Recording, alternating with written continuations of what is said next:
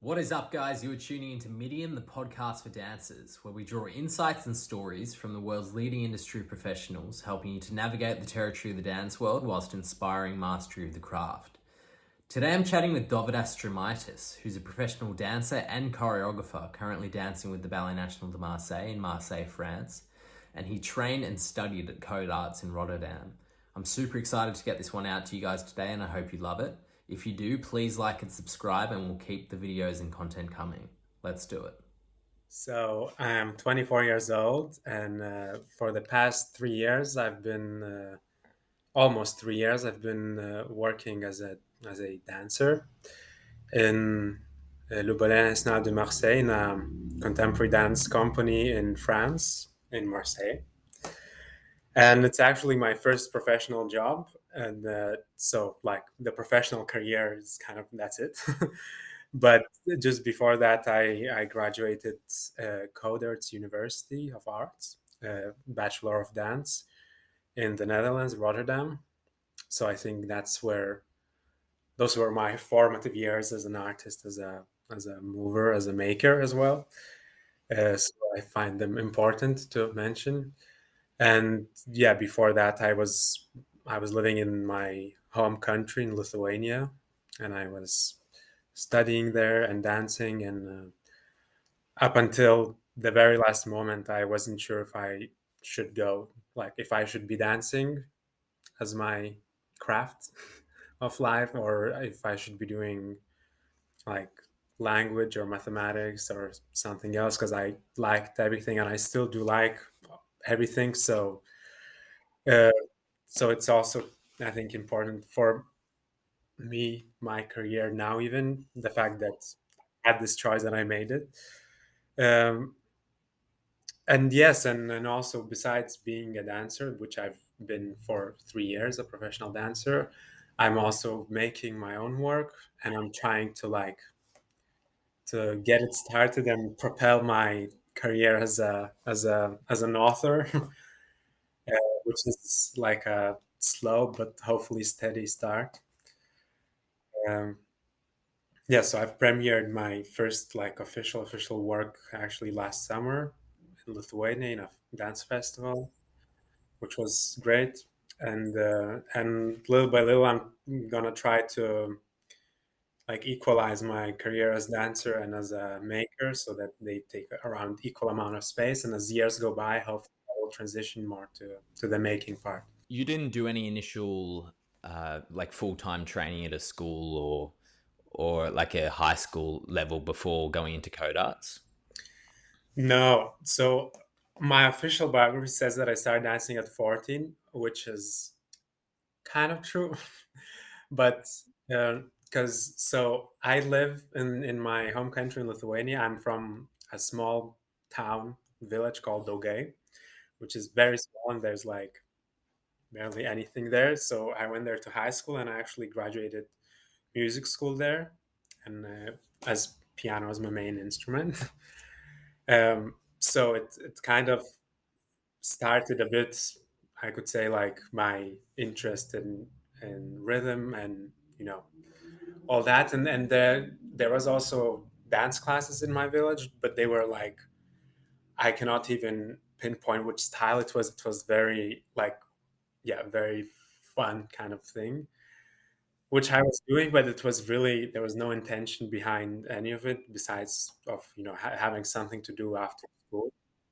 Yeah. And at when I was 14, I actually moved to capital of Lithuania, to Vilnius, because I was accepted to a like high school. That's the best high school in Lithuania or whatever. And I moved to the capital there, and that's when I thought that it's a very great variety of opportunities open to me, because being from a village when there's like barely anything and then going suddenly to a capital is a huge change.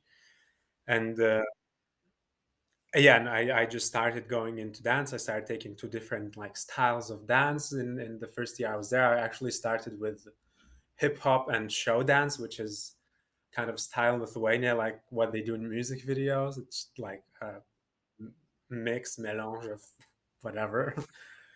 And eventually I started doing contemporary and then ballet, and it kind of turned into what it is. But it has never been, because you asked if I did like rigorous training. So I never did it before coming to Coderts. It was more like a like 1 to 2 hours every day after school, like after school 5 o'clock classes, whatever they're called in English. It was more that kind of thing, and maybe a bit more intense just before auditioning to university. But that was it. So I also felt a huge change, coming into Coders into university, because there you dance for like 6 7 hours a day every day. So it was also a huge stress, I think, for my body especially. How much of a disadvantage did you feel coming from a non full time background and then entering into a field, a semi professional field in university, Yeah, or with other people who would come from full time institutions? like I mean, there was a the biggest difference, but was in the like in the technique, if I could call this, and especially in ballet, even though it was a contemporary dance like education, like we did ballet was kind of the main pillar of the curriculum, and that was where I felt the most behind some other people. But actually, in most other cases, I felt like I was in advantage because I started later. Because first of all, it your mind is not like your mind is a bit broader on more subjects than just dance, which is especially useful when you enter into like a real like a professional world, because you you're required.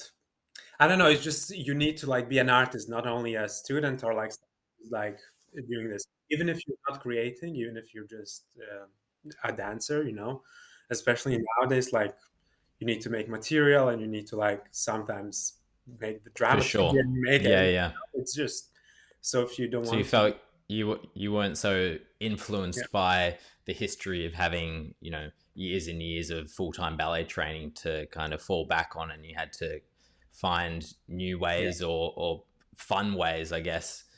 yeah, Coming from doing it as an enjoyable thing to do after school or whatever. yeah. And I think also what was different for me is that I, again, because I started later and because in my childhood, I didn't have at all the opportunity to do many things at all. So I think I appreciated much more the everyday ballet class that I had, and most of the things that I was kind of that I had to do, that I was forced to do as part of my curriculum. I think I could appreciate them and value them much more than maybe someone who has been doing dancing since they were 3 years old. Um, yeah, so in fact, I found that there are more advantages in starting late than in starting too early. But I think I'm not totally neutral in that, because I still did like a music school before, and I think for me as a dancer and as a maker, it has influenced and helped me a lot like to improve faster in shorter period of time, because of I think at least for me, musicality and is like a hugely important part of dance, uh, and yeah, and also I was a boy. I still am. I think it's.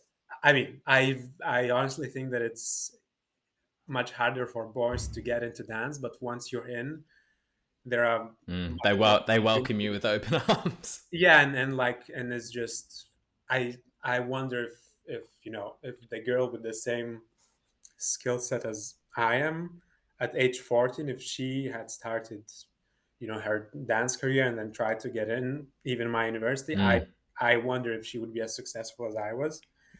So Yeah, the shift coming from a university or okay, school environment where you're pursuing this goal of attaining a professional job or whatever it may be.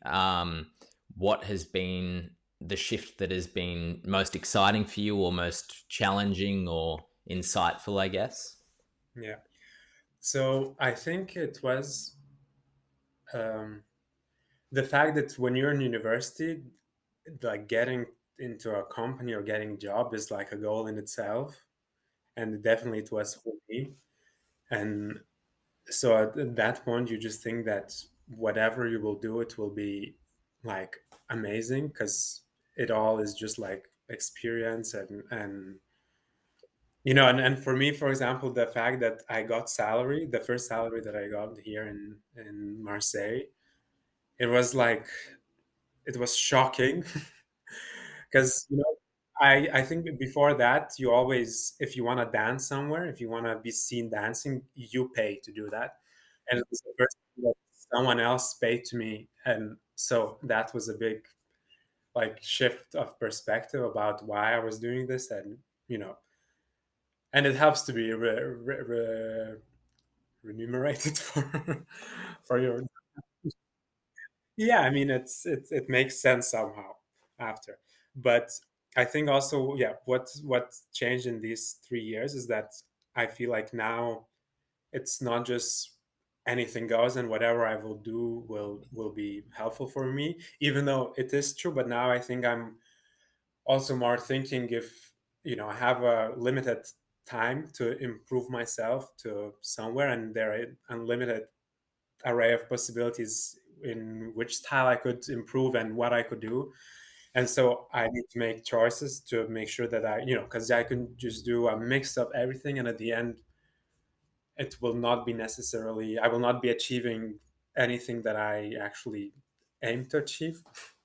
I would be achieving something, but it maybe wouldn't be as coherent and as, you know, uh, focused as it could be. So I think after being 3 years in a company, it kind of helped me to realize I don't want to say what I like and what I don't like, but more like, I guess, what I'm interested in, what makes sense to me as a dancer and as a maker.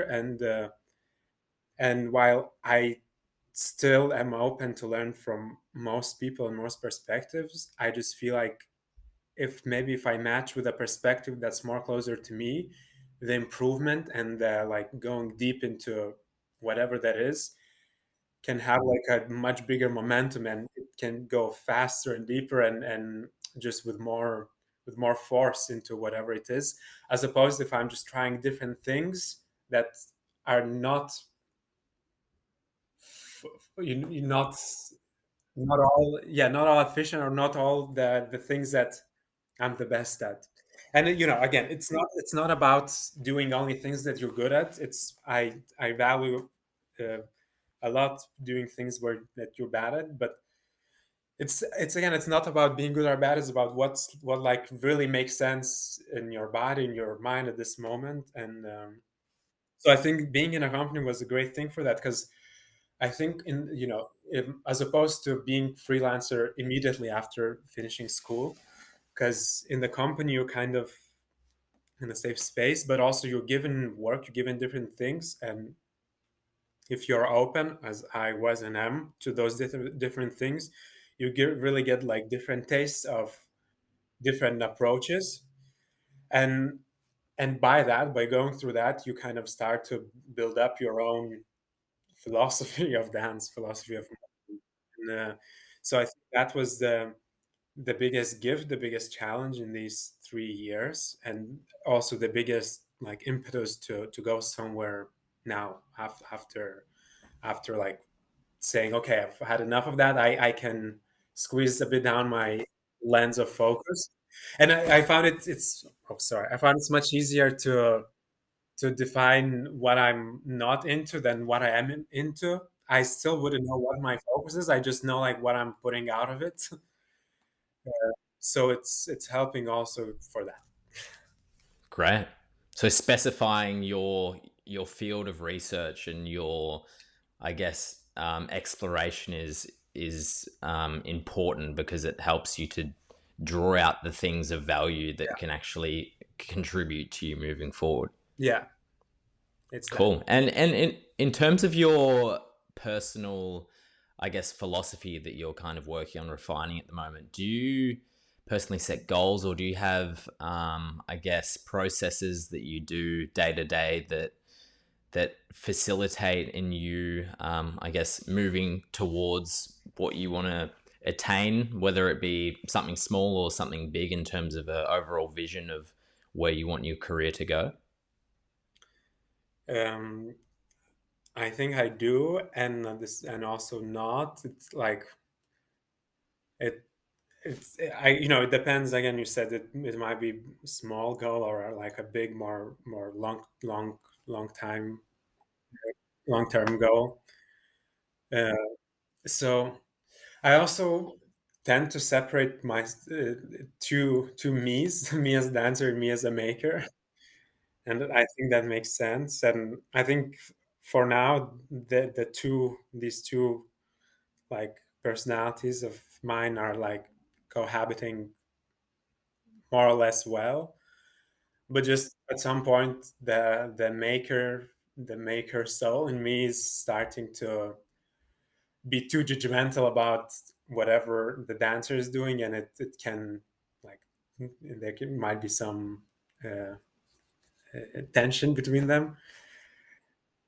And yeah, and also that connects in the goal setting, because it's just some goals that I set for myself more as a maker to kind of improve my artistic, or I should say like creative vision, and craft of being creative and what that means for me. And on the other hand, like a craft of being a dancer, which for me is much more grounded in like a reality, in a sense of it's like like a sport, that it's something that you Mm. just Yeah, it's like, it's purely very practical. physical. Yeah, like it's practice. Mm. It's practice. Mm. It's not. I mean, creativity is also a practice. Now I'm reading a book about that, which actually says opposite of what I'm saying. 12 of the creative habit, and it's she's also talking about that creativity, and is also something that should be like a habit that you train every day, and it's kind of similar to like fitness training or dance training. Uh, but I just, yeah, wow, I don't know what I'm saying, but okay, so I'll start with the dance goal setting. uh, I think also being in a company kind of puts a lot of burden off of you, because there are some things that the company demands of you, and they try to do their best to propose a training fitted for that what they need. And I think if you're like a hardworking, diligent person, you might like, if when someone else is setting goals for you, that might work as well. For example, in BNM, I that in dance terms, the biggest technique that I improved was ballet technique, which is funny Yeah. coming to a very contemporary dance company. But it was because we did a piece by Lucinda Childs, actually two now we will do, and it was something that was very very far from me in terms of like movement style. But on the other hand, Mm. it was very close to me in terms of choreography, and Lucinda Childs is one of my biggest inspirations as a maker. So I also had like it was both, I professionally I had to do it because that's what demanded of me, but also I wanted to be able to do it because I liked her as a maker. Yeah.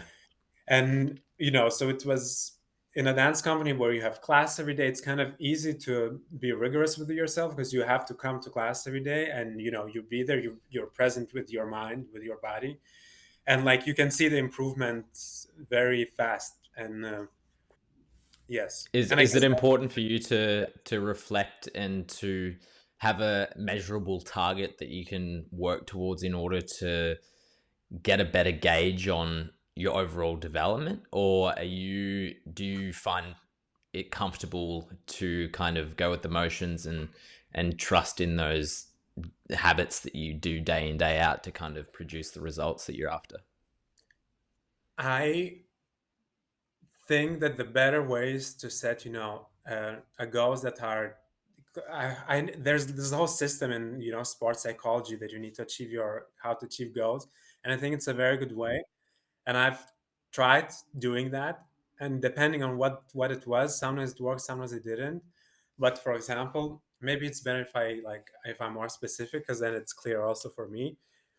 uh, if I'm trying to improve my flexibility, for example, which I feel is my, from the basic dance like characteristics, it's the one that needs the most improvement, even though I learned how to fake it, so that's also an important thing. But so I just sometimes I have this mental block, that tells me like it's just not working, and has you've been doing it for a month and it hasn't worked, so just don't do it.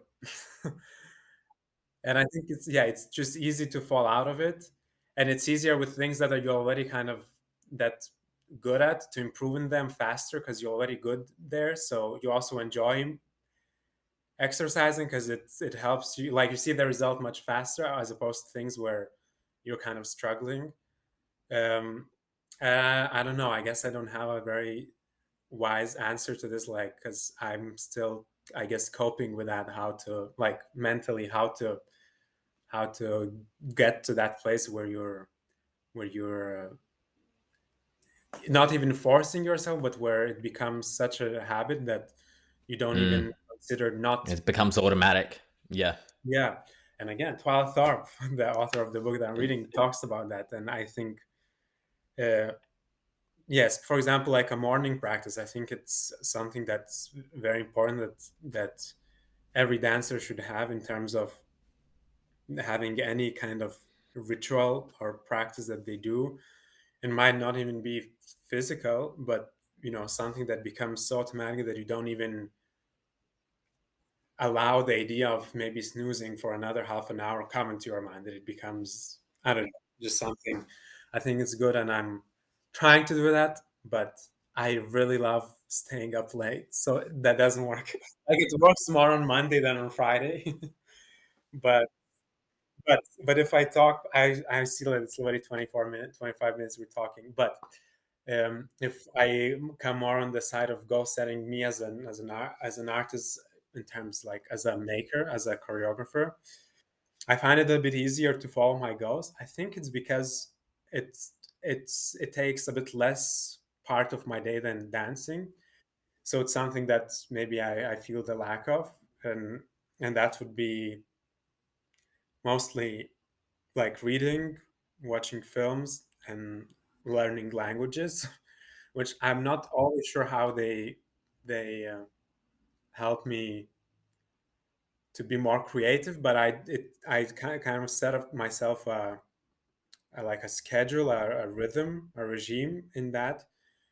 But I find it kind of easy to follow, because it's very enjoyable now. I guess because I don't spend so much time in there, and yeah. Guys, thanks so much for tuning in today. If you enjoyed the episode, please leave a comment below. Otherwise, get in touch with us on Instagram at Midiem Podcast, because we'd love to hear your feedback. Thanks again, and see you soon.